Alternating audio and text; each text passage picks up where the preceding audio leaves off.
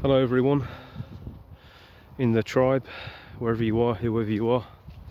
Just have another video here, and just on my usual walk where I like to make them, where my thoughts can flow more freely. I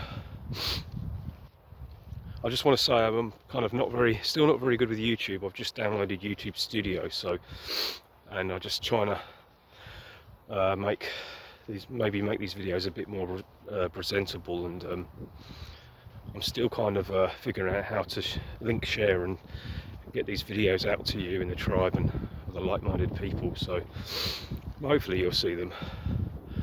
So anyway, I was thinking of Thomas Sheridan's psychopathic control grid.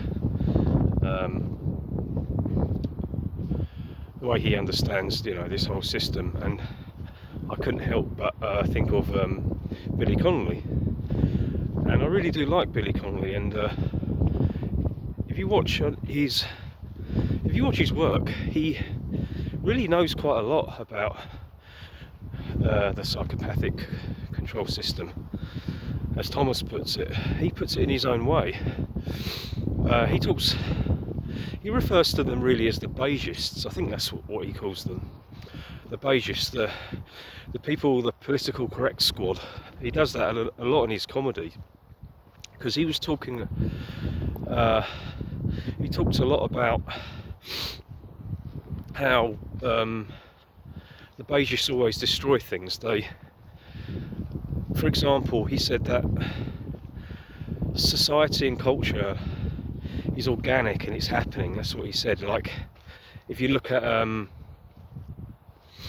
cities, probably where you grew up in, you see old buildings, really old buildings, and you see a modern building. One's kind of half falling apart, eroded, the other one's new, and that's what gives it contrast and beauty and creativity.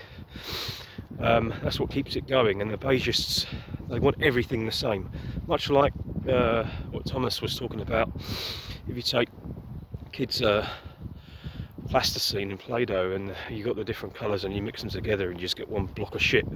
That's exactly what the Beigists are, the squares, and it's really slippery here, by the way, so that's why I'm walking wobbly. Yeah, so I was thinking of that, and that's bang on the money, because where he grew up in Glasgow, he was talking about how they knocked their homes down and relocated them. I've got a book, I think it's my mum, she sent me a book about him. I think his autobiography or something, and he had that, he spoke about that, but he speaks about it when he's stand-up comedy.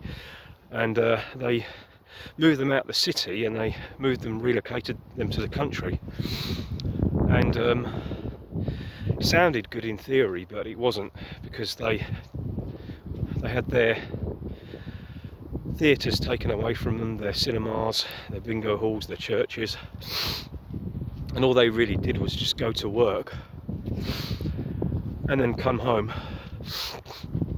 and then drink and then go to bed and then repeat.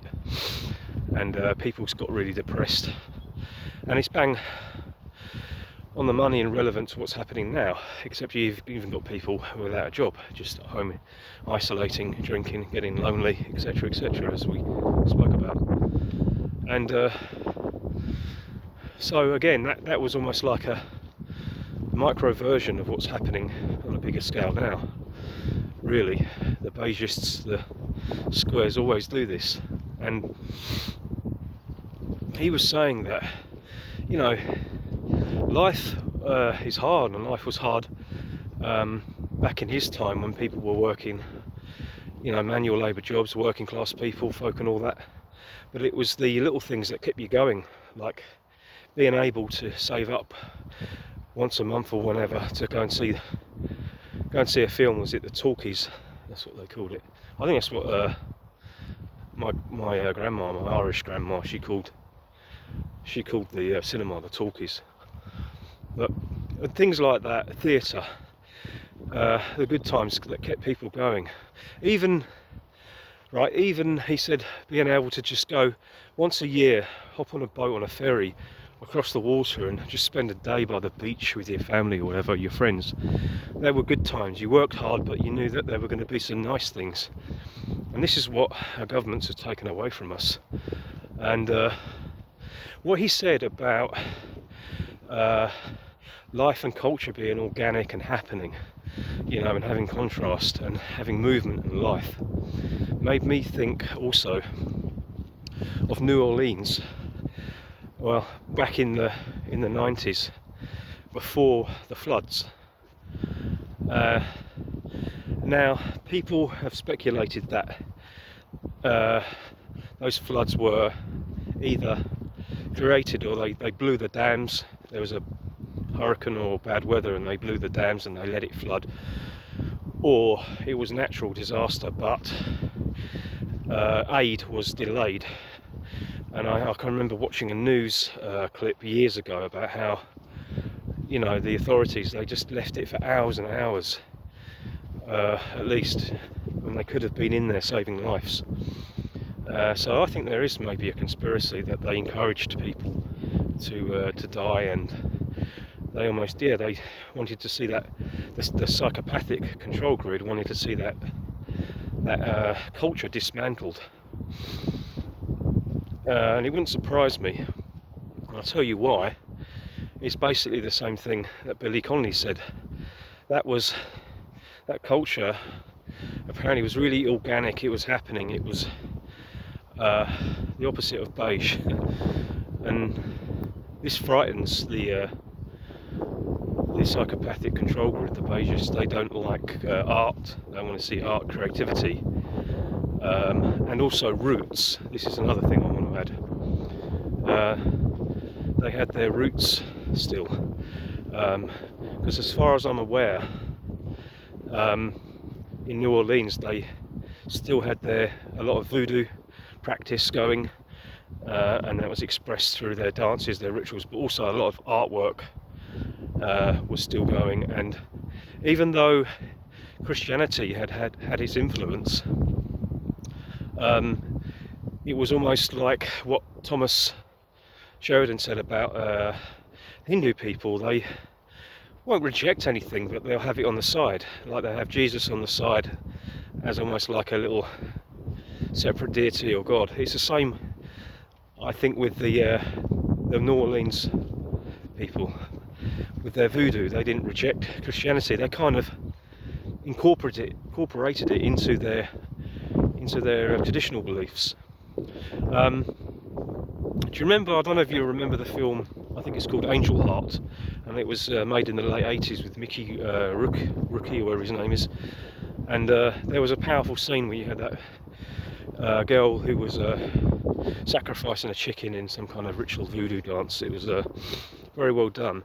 And I watched that, but after the film, it had a separate kind of a little documentary on the DVD about New Orleans life and the people and the belief systems. And yeah, there were a lot of open practicing people who still had their roots, their voodoo. They openly said that they, you know, practiced voodoo. It isn't an evil belief system. It's a pagan belief system, you know, and you have understanding of duality there, just like you have in all paganism belief systems. And yeah, you saw in that documentary the life and the artwork that was still going, and the atmosphere and the energy of the place and the creativity. And I think a lot of creative people came out of New Orleans. A lot of great music evolved from there. You know, just like when you have blues music and stuff like that from the people there, you had great music coming from there and a lot of talent.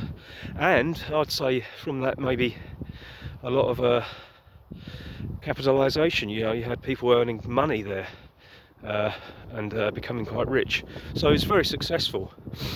You know, black American people were very successful there, even though it had an ugly history about, you know, with the slave owners, the plantation owners and things like that. They adapted very well and kept their roots. And I don't know if you also recall Annie Rice's work. She has I know she lived in New Orleans, but she mentions New Orleans a lot in her stories. And if you are familiar with the film Interview with a Vampire, you've got in there you've got Lestat, who's Tom Cruise, who's a rich aristocrat, and then you have Brad Pitt is also one, and they're living in this rich house, mansion, and they own a plantation and they own slaves basically, and they figure out in the story that they're vampires. Basically, there's something wrong with them, and they figure it out. And there's a scene when they invoke their own ritual, a fire ritual at night to as some kind of counter against their evil, and that's kind of telling as well, because I think these Beigists, these people of this, of the psychopathic control system, they fear that, and that's why I think that it was encouraged to be destroyed. I had watched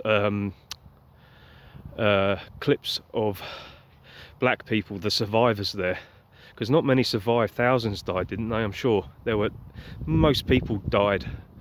There were a lot of casualties, and they were saying that the police were heavy-handed and they were not distributing any rations or anything like that. There was a black lady in a court in one video I saw years back, and she was saying that it was a genocide.